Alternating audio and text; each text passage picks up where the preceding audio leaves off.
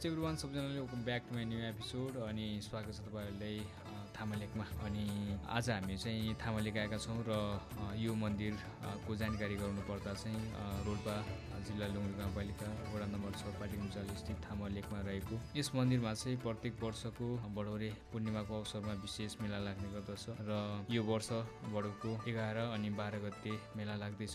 सबैजना आएर चाहिँ यहाँ भिजिट गर्नुहोला। र आज हामी मेन आउनेको उद्देश्य के हो भन्दा चाहिँ जुन यहाँनिर यो बुकी पाटन छ नि गाइस होइन, यो जुन पाटन छ, पाटनमा रहेको जुन ससाना फुलहरू छ नि, त्यो फुलहरू क्याप्चर गर्न आएको हामी चाहिँ आज।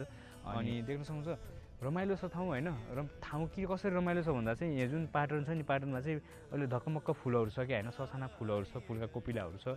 अब 5-6 दिनपछि फेरि यो मुभमेन्ट चाहिँ हामी देख्न पाउनु क्या होइन। सो त्यही भएर चाहिँ यो क्याप्चर गर्न चाहिँ हामीहरू आज आएका छौँ।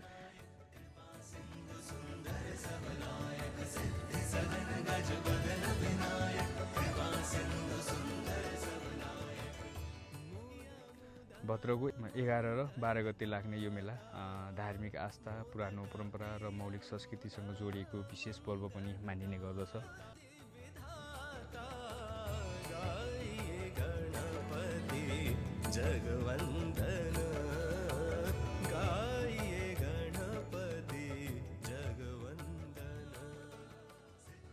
यो भदौको 11 र 12 गते लाग्ने मेलामा तपाईँहरू सबैजना आएर चाहिँ जसो रमाइलो गर्नुहोला भन्न पनि चाहन्छु।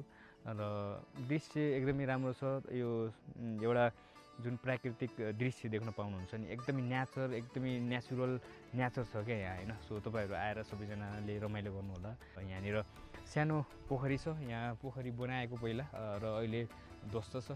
त्यसले पनि सायद सम्भवतः अब यो गाउँपालिका स्थानीय सरकारले यस ठाउँले चाहिँ मेन प्राथमिकता दियो भने चाहिँ लगभग सम्भवतः यो ठाउँले चाहिँ हामीले प्रसारमा चाहिँ कुनै चिजमा पनि कमी राख्दैनौँ क्या होइन। सो त्यही भएर पनि स्थानीय सरकारले पनि यसमा धेरै टेवा पुर्याउनुपर्छ र यस ठाउँले चाहिँ एउटा प्रसार र एउटा पर्यटन प्रवर्धनको लागि पनि एकदमै धेरै कामहरू गर्नुपर्नेछ र स्थानीय सरकारले गर्छ पनि होला। बिस्तारै हुँदैछ, एक्कासी हामीले विकासको आश चाहिँ नगरिहालौँ होइन। सो बिस्तारै हुँदै जाने, स्टेप बाई स्टेप हुने कुरा हो त्यो चाहिँ। र जे होस्